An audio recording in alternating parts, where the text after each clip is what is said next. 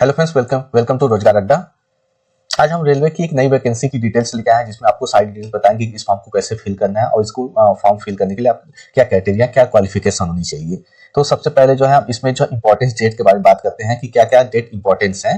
ठीक है, तो इसमें जो है एप्लीकेशन जो स्टार्ट हुआ है, आप 23 जनवरी से जो है आप इस फॉर्म को फिल करना स्टार्ट कर सकते हैं और इस फॉर्म को अप्लाई करने की जो लास्ट डेट है वो 22 फरवरी है। ठीक है, इसके बाद जो है इस फॉर्म में जो आपकी ऑनलाइन पेमेंट जमा करने की लास्ट डेट है वो 24 फरवरी है।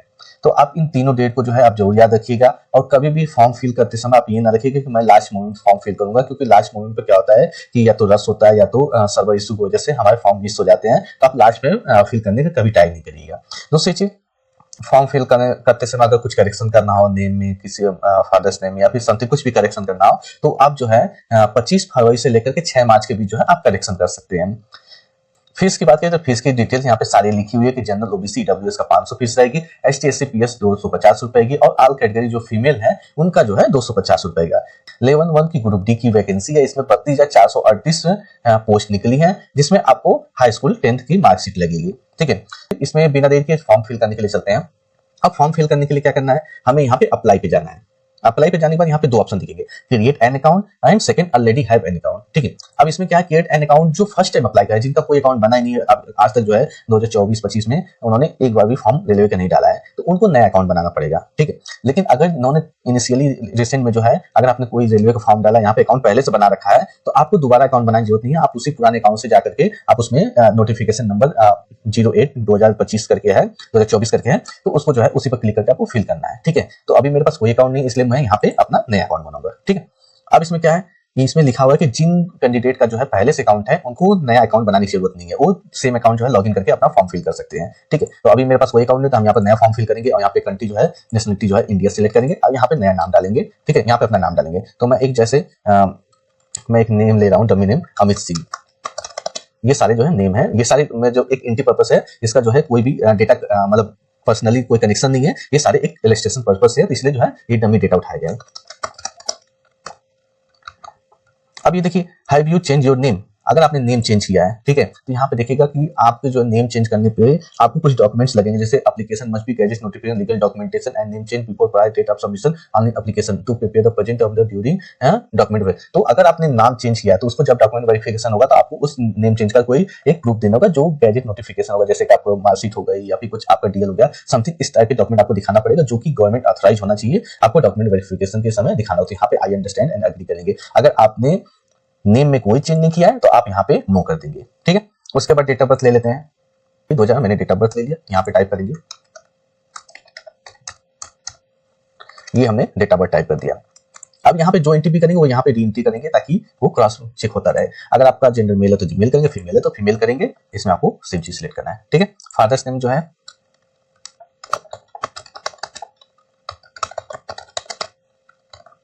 मदर्स नेम है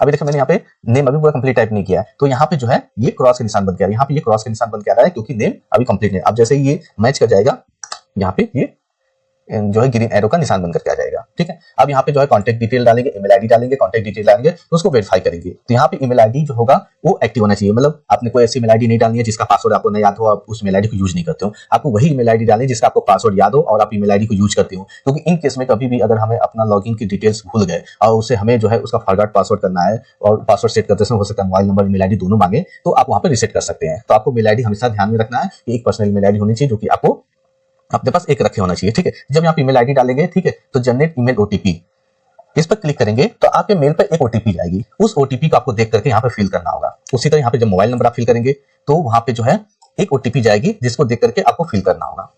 तो यहाँ पे आप इसको ओटीपी को आप फिल करेंगे। ठीक है, तो मेल आईडी ईमेल, अब उसके बाद जो है यहाँ पे आधार नंबर डालेंगे। यहाँ पे आधार नंबर, जो भी आपका आधार नंबर होगा उसको यहाँ पे फिल करके जब आप जनरेट ओटीपी करेंगे तो ये उस नंबर पे ओटीपी जाएगा जो आधार से आपका मोबाइल नंबर लिंक है। आप हमेशा ध्यान रखिएगा कि आपका मोबाइल नंबर किस आधार से लिंक है, उसको आप चेक कर सकते हैं। इसका भी मैं एक लिंक दे दूंगा डिस्क्रिप्शन में, कि वीडियो के डिस्क्रिप्शन में, कि वहां पे आप आधार नंबर डाल करके चेक कर सकते हैं कि हमारा मोबाइल नंबर कौन सा मोबाइल नंबर लिंक होता है, क्योंकि बहुत से लोगों को पता ही नहीं होता है कि मेरे आधार से कौन सा मोबाइल नंबर लिंक है। तो उसका भी एक लिंक दे दिया जाएगा, तो आप उसको जो है चेक कर सकते हैं कि कौन सा मोबाइल नंबर लिंक है। तो उसका ओटीपी जब आएगा तो यहाँ फिल करने के बाद आपको वेरीफाई करने होगा, ठीक है। अगर आपके पास आधार नहीं है तो यहाँ पे देखिए क्या message, candidate are advise to Aadhaar validation for smooth entry. अगर आपने आधार यहाँ पर क्लिक डिटेल डाल दिया तो आपकी एंट्री स्मूथ होगी और आपको जो है कोई डॉक्यूमेंट उस समय देने की जरूरत नहीं पड़ेगी। लेकिन अगर आपने आधार नहीं दिया है तो आपको जो है डॉक्यूमेंट वेरिफिकेशन के समय जो है शो करना पड़ेगा। लेकिन आप कोशिश ये करिए कि आप आधार दीजिए यहाँ पे, और आपको आधार नहीं देंगे तो फिर आपका ये एप्लीकेशन आगे प्रोसेस नहीं होगा, ठीक है। आपको यहाँ पे आधार देना ही देना है, ये तो मैंडेटरी कर दिया गया है, ठीक है। तो आपको आधार देना ही देना है, ठीक है। उसके बाद जो है आप यहाँ पे टिक करेंगे। टिक करने के बाद आपको पासवर्ड बनाना है। अब पासवर्ड आपको कैसा बनाना है ये भी मैं बता देता हूँ। पासवर्ड बनाने के लिए इसमें लिखा हुआ है capital letter, small letter, special character and number, ठीक है। इन चार चीजों का कॉम्बिनेशन होती है, capital letter, small letter, special character and numbers, ठीक है। तो इसका जो अभी कोई पासवर्ड अपने हिसाब से फिल करके यहाँ पे प्रोसीड करेंगे, ठीक है। यहाँ पे ये दोनों पासवर्ड देना है और यहाँ पे I am not a robot, I am not robot पर क्लिक करने के बाद जो है preview and create an account. उसके बाद जो फिल करने के बाद जो है आपको प्रीव्यू करना है और क्रिएट एन अकाउंट करेंगे तो आपके पास जो है लॉगिन की डिटेल्स चली जाएगी और वहां से लॉगिन करना होगा। जब वहां पे अकाउंट क्रिएट हो जाए, क्रिएट होने के बाद जो हम अगेन यहाँ होम पेज पे आ जाएंगे। होम पेज आने के बाद जो है हमारा अकाउंट क्रिएट हो चुका है, इसलिए अब ये हमें पहला पार्ट हमने कंप्लीट कर चुका है। अब सेकंड पार्ट पे आएंगे जो है यहाँ पे ऑलरेडी हैव एन अकाउंट, ठीक है। तो यहाँ पे ऑलरेडी हैव एन अकाउंट पर क्लिक करने के बाद यहाँ पे हम अपना मोबाइल नंबर डालेंगे या फिर ईमेल आईडी, दोनों में से कोई एक भी डाल सकते हैं। मोबाइल नंबर भी डाल सकते हैं, ईमेल आईडी डाल सकते हैं। फिर यहाँ पे हमने जो पासवर्ड वहां पे बनाया था, जो एक कैपिटल लेटर होना चाहिए, उसके बाद स्मॉल लेटर होना चाहिए, एक स्पेशल कैरेक्टर होना चाहिए और उसके बाद कुछ न्यूमेरिक नंबर होने चाहिए। वो जो हमने पासवर्ड वहां पे डाला था वो पासवर्ड हमको यहाँ पे डालना होगा और उसके बाद यहाँ पे क्लिक कर दोगे आई एम नॉट रोबोट। ये क्लिक करने के बाद इस पर लॉगिन पे क्लिक कर देना है। तब हम लॉगिन करके लॉगिन करने के बाद आपके पास जो है कुछ ऐसा पेज ओपन होगा। ऐसा पेज ओपन होने के बाद जो है आपको यहाँ पे क्लिक करना होगा और ऑनलाइन एप्लीकेशन पे क्लिक करना है। क्लिक करने के बाद जो है आपको अपना रीजन सिलेक्ट करना है। जैसे मैंने अपना रीजन सिलेक्ट कर लिया, गोरखपुर सिलेक्ट कर लिया और यहाँ पे I am not currently depend by RRB, ठीक है। डिपेंड मतलब जो है आपने कभी अभी जो है रिसेंटली जो है आरआरबी ने जो एग्जाम से कोई आपको रुकावट तो नहीं डाली है, या फिर आपको जैसे कुछ लोग होते हैं ना कि आरआरबी में कुछ नकल करते हैं या फिर कुछ भी आरआरबी के रूल के खिलाफ जाते हैं तो आरआरबी उनको बैन कर देता है। तो आपको बैन तो नहीं किया, इसलिए जो है यहाँ पे आपको टिक करना होगा कि मुझे आरआरबी से कोई बैन नहीं किया, मैं जो है मैं फ्रेश कैंडिडेट हूँ। तो उसके जो है इस पर क्लिक करने के बाद आपको नेक्स्ट पे जाना है।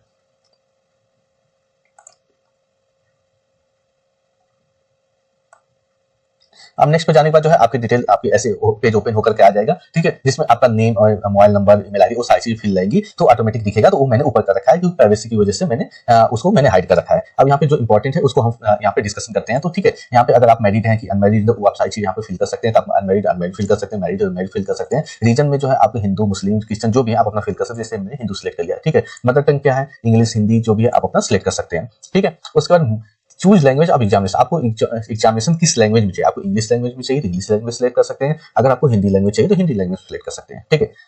Permanent visible mark of identification, इसका मतलब ये होता है कि आपके शरीर पर कोई भी कट का निशान, जैसे आपके शरीर पर कहीं तिल हो या आपके सर पे कहीं कटा, हाथ पैर में कहीं कटा हो, तो वो जहां पे भी आपको एक कट का निशान हो उसी को जो है आपको यहाँ पे विजुअल करना होता है कि आपका यहाँ पे लिखना होता है कि हाँ मेरे शरीर पे ये कट का मार्क है। जैसे किसी के सर पे जो है कट का निशान है तो वो लिखेगा एक कट मार्क ऑन फोरहेड,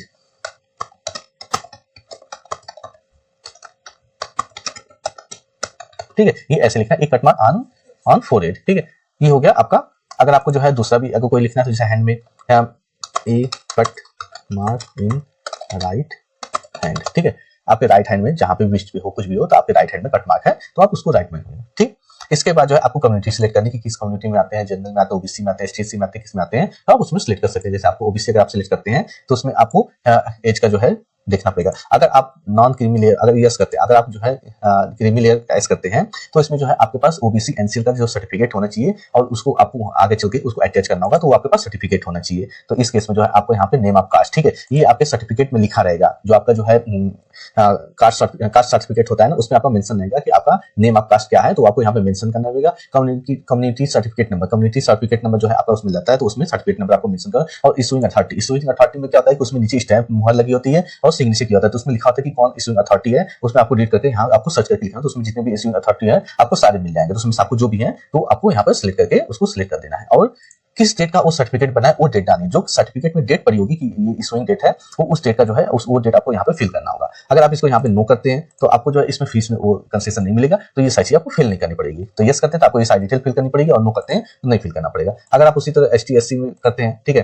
तो आपको सेम चीज उसी तरह फॉलो करनी पड़ेगी कि आपको नेम ऑफ कास्ट फिल करना पड़ेगा, सर्टिफिकेट नंबर फिल करना पड़ेगा, इशूइंग अथॉरिटी फिल करना पड़ेगा और सर्टिफिकेट की डेट फिल करनी पड़ेगी। और अगर आप रेलवे के ट्रेवल पास का जो है चाहते हैं तो आपको यहाँ पे यस करना चाहते हैं। यस करते समय आपको यहाँ पे नियरेस्ट रेलवे स्टेशन, जैसे गोरखपुर मैंने सिलेक्ट किया है तो मेरा जो है गोरखपुर का nearest railway station Gorakhpur junction है, तो यहाँ पे हम गोरखपुर जंक्शन डाल दिया। ठीक है, तो आपके पास के जो भी नियरेस्ट रेलवे स्टेशन होगा उसको आपको फिल करना है। ये आपकी सारी चीजों, और आपको यहाँ पे जो है अपने कास्ट सर्टिफिकेट को अपलोड भी करना होगा, क्योंकि अगर आपने दिखाया कि हाँ मुझे ये डॉक्यूमेंट मतलब ये कास्ट है, तो आपको सारी चीजें दिखानी भी पड़ेगी। तो आप यहाँ पे जो भी फिल करना चाहें फिल कर सकते हैं। ठीक है, तो यहाँ पे आपको फिल करने के केस में आपको दिखाना पड़ेगा। उसी तरह एसटी का भी फिल करना होगा, एसटी का भी सेम ऐसे ही रहेगा, तो एसटी में भी आपको ऐसे ही फिल करना होगा। ठीक है, अब यहाँ पे एड्रेस में जो है आप अपना एड्रेस फिल करना है, तो जैसे मैंने अपना एड्रेस फिल कर रहा हूँ। ठीक है, डिस्ट्रिक्ट क्या है, मैं जैसे गोरखपुर सिलेक्ट कर ले रहा हूँ। ठीक है, ये हमने डिस्ट्रिक्ट गोरखपुर सिलेक्ट कर लिया, एड्रेस में ABC कुछ भी डाल दिया। उसी तरह यहाँ पे आपका नियरेस्ट सिटी मेजर टाउन जो है क्या है, गोरखपुर होगा। पिन कोड जो भी होगा गोरखपुर का वो आपको डालना है। ठीक है, ये आपने पिन कोड डाल दिया।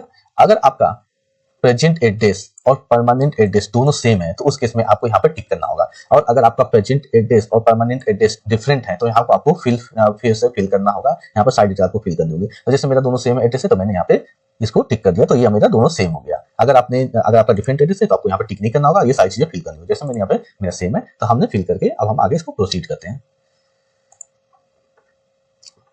इसको हमने सेव किया, सेव करने के बाद जो है नेक्स्ट कर देंगे। ये एक सर्विसमैन है, यस करेंगे तो आपको वहाँ पर सारी डिटेल फिल करनी होगी कि किस डिफेंस में है, आर्मी में है, नेवी में है, एयरफोर्स में है, जिसमें भी आपको वो सिलेक्ट करना पड़ेगा। रैंक आपकी कौन सी है उसमें आपको रैंक आपको पता होगा तो रैंक आपको पता करना पड़ेगा, मतलब रैंक आपको डालनी पड़ेगी। ठीक है, उसके बाद डेट ऑफ अटेस्टेशन जो है आपका जो भी है वो आपको यहाँ पे फिल करना है। Are you still in defence service में, अगर आप डिफेंस में अभी भी हैं तो आपको यस करते हैं तो उसमें आपको ये सारी डिटेल, डेट ऑफ डिस्चार्ज डालना पड़ेगा और कितने साल कितने हो गए वो सारी डिटेल यहाँ पे ऑटोमेटिक है। अगर नो है तो आप नो कर देंगे। ठीक है, यहाँ पे आप नो करेंगे, तो जब आप नो करेंगे तो आप किस डेट को डिस्चार्ज हो वो डिटेल फिल करनी होगी। रीजन ऑफ डिस्चार्ज इसमें से क्या है वो सारी आपको फिल करना होगा। फिर इसका डिस्चार्ज सर्टिफिकेट, आप जब डिस्चार्ज होते हैं उस समय आपको एक सर्टिफिकेट मिलता है, उस सर्टिफिकेट का यहाँ पे नंबर डालना पड़ेगा। हैव यू टेकन रीएम्प्लॉयमेंट, अगर आपने रीएम्प्लॉयमेंट लिया है तो आपको यस करना है, अगर नहीं लिया तो आपको नो करना है। जैसे अगर आप यहाँ पे यस करते हैं ये सारी डिटेल ओपन होकर आ जाएगी, इसमें आपको वो डिटेल आपको यहाँ पे फिर से फिल करनी होगी। ठीक है, अगर आप नो करते हैं तो यहाँ पे आपको कुछ नहीं करने की जरूरत है। तो हम इसको जो है यहाँ पे ये हटा देते हैं इसके बाद। ठीक है, और आपका जो है ये सर्विस में इसको नो कर देंगे। तो अगर आप नो करते हैं यहाँ पे कुछ नहीं फिल करने की जरूरत है। ठीक है, are you person of benchmark disability, अगर आप जैसे कोई विकलांग है तो उसको जो है अगर आप उसका बेनिफिट लेना है तो उसको यहाँ पे यस करना। यस करने के बाद जो है डिसेबिलिटी कैटेगरी, ठीक है, उसको किस टाइप की डिसेबिलिटी कैटेगरी, इन सारे कैटेगरी से कोई कैटेगरी चूज करनी होगी। ठीक है, फिर सबको ये जो है आपका इसमें यस करने पर ये सारी डिटेल्स फिल करनी होगी।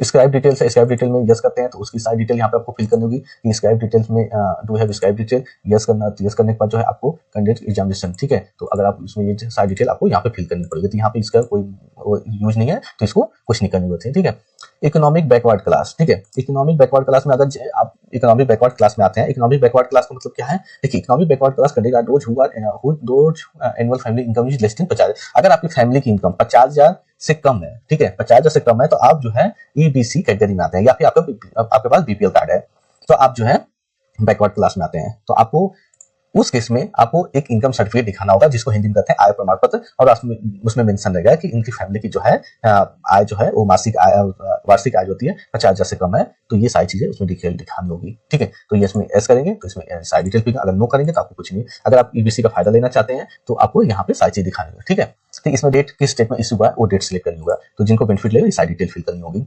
Are you employ of Indian railway, अगर आप इंडियन रेलवे के एम्प्लॉय हैं तो यहाँ पे यस करेंगे। फिर उसके बाद आपका जो है do have NOC for controlling, अगर आपने एनओसी कंट्रोलिंग ऑफिसर से ली है तो यस करेंगे, नहीं लिए तो नहीं करेंगे। ठीक है, और उसका किस कैटेगरी में आप रेलवे में एम्प्लॉय है वो सारी डिटेल फिल करेंगे। प्लेस आपको किस जगह पे आप वर्क करें वो डिटेल फिल करनी है। फिर इसका जो है आप किस जोन में वर्क करें वो आपको पता जाएगा। जो इंडियन रेलवे के एम्प्लॉय हुए ना वो जो है इस शॉर्ट कोड को सारी चीज जानते हैं कि किस जगह का क्या कोड है, तो अपना कोड अपना यहाँ पे फिल कर सकते हैं। अगर आप इंडियन रेलवे के एम्प्लॉय नहीं है तो आपको ये डिटेल फिल करने की कोई जरूरत नहीं है। आप कुछ सेंट्रल गवर्नमेंट के हैं कि स्टेट गवर्नमेंट के हैं कि पीएसयू पब्लिक सेक्टर अंडरटेकिंग के अंदर है। ठीक है, तो जिस भी कैटेगरी में अंदर आएंगे उसको फिल, अगर नहीं किसी भी कैटेगरी में आप नॉट एप्लीकेबल करेंगे। जैसे सेंट्रल गवर्नमेंट में जब आप करेंगे आपकी सारी फिल करनी पड़ेगी। नेम ऑफ ऑर्गेनाइजेशन नाम डालेंगे, फ्रॉम डेट डालेंगे, किस डेट आप वर्किंग कर रहे हैं। Are you still working, yes है तो यस करेंगे, नो है तो नो करेंगे। मान लिया अगर आप यूज करते हैं तो आपको सारी डिटेल जाननी पड़ेगी, नो है तो भी आपको कब आपने वहां से डिस्चार्ज ले लिया वो सारी डिटेल डालना। अगर आप कोई जॉब नहीं करते हैं तो यहाँ पे नो कर देना है।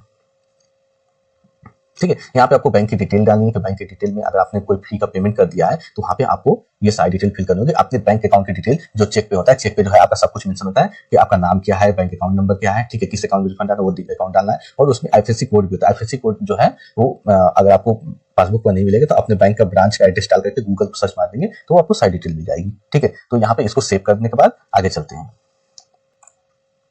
ठीक है, अब इसके बाद नेक्स्ट आ जाते हैं क्वालिफिकेशन। क्वालिफिकेशन में आपको 3 ऑप्शन दिए, आईटीआई, मैट्रिकुलेशन, एनएससी। ठीक है, तो इसमें सबसे पहला तो मैट्रिकुलेशन जो है हाई स्कूल को बोलते हैं। ठीक है, इसको फिल करना मैंडेटरी है। आपने किस स्टेट से किया वो फिल करना है, आपने किस डिस्ट्रिक्ट से किया वो फिल करना है, और किस बोर्ड से किया है तो वो सारी चीजें फिल करनी है। ठीक है, अब हमने यहाँ पे डिस्ट्रिक्ट से कर लेते हैं।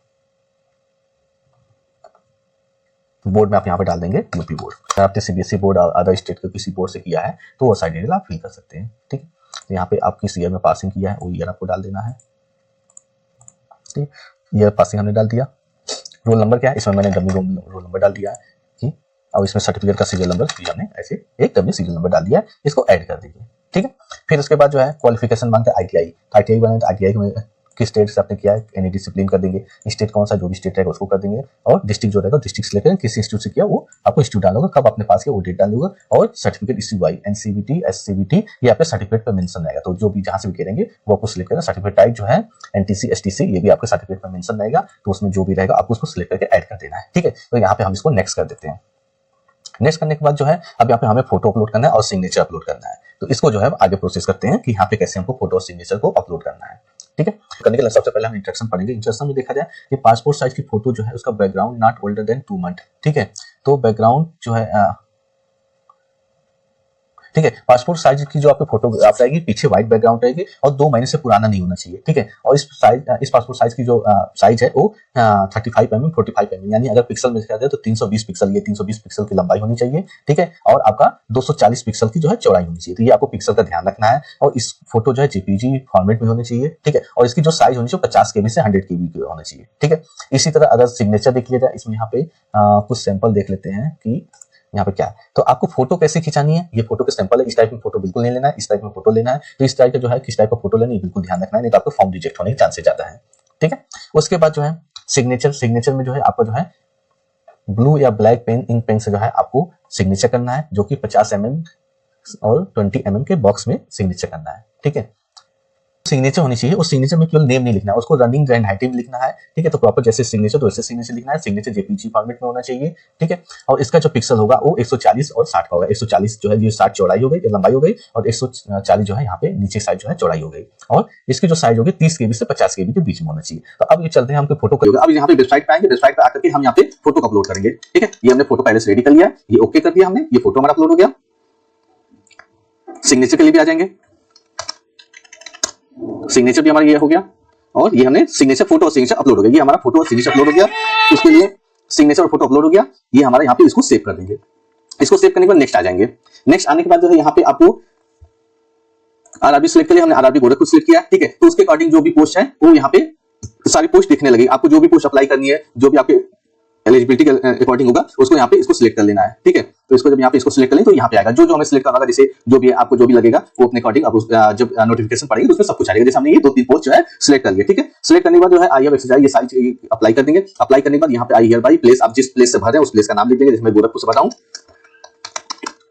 गोरखपुर भरने के बाद ये यहाँ पे एक बार इसको सेव कर देंगे। सेव करने के बाद हम प्रीव्यू एप्लीकेशन करेंगे। ठीक है, you do not have preference post, do you want to add them. ठीक है, अगर आपको ऐड करना है तो ऐड कर सकते हैं, नहीं ऐड करना है तो नहीं ऐड कर सकते हैं। ठीक है, तो यहाँ पे जैसे कि क्वालिफिकेशन के अकॉर्डिंग जो है वहां पे हमें ऐड करना होगा। तो यहाँ पे हम कुछ पोस्ट, एक ही पोस्ट ले लेते हैं। ठीक है, कोई सिंपल पोस्ट ले लेते हैं, क्योंकि हमारी जो पोस्ट है यहाँ पे से एक पोस्ट ले लेते हैं।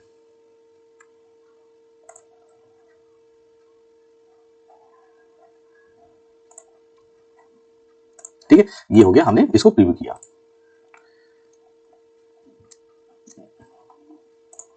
ओके, ठीक है, अभी एप्लीकेशन प्रीव्यू हो गया है। यहाँ पे एप्लीकेशन प्रीव्यू होने के बाद आपको सारी डिटेल्स चेक कर लेनी है, सारे डिटेल्स करेक्ट है कि नहीं करेक्ट है, उसको एक बार चेक कर लेना है। और यहाँ पे जो है अगर डिटेल्स सारी ओके है तो आप उसको जो है ओके करके आगे प्रोसीड करके, तो इसमें जो है आप यहाँ पे चेक करेंगे I have rechecked the above detail and found correct. इस पर चेक करने के बाद इसको आप सबमिट कर देंगे। तो मैंने सारी डिटेल चेक कर ली, अब यहाँ पे इसको सबमिट कर देंगे। सबमिट करने के बाद जो है application will not make any correction, application submission के बाद आप करेक्शन नहीं कर पाएंगे, क्योंकि ये सबमिट हो जाने के बाद जब करेक्शन की डेट आएगी 25 तारीख, उस समय जो आप करेक्शन को मैंने स्टार्टिंग बता दिया था कि कब कब करेक्शन होगा, ठीक है। तो उस समय जो है आप करेक्शन करते दिए, हमने सबमिट कर दिया, हमें कोई करेक्शन नहीं करना है क्योंकि हमने सबमिट कर दिया, ठीक है। अब यहाँ पे पेमेंट करना है, तो पेमेंट करते समय एसबीआई ई पे का यूज करेंगे। तो यहाँ पे एसबीआई ई पे कर I agree term and condition करके प्रोसीड करते हैं,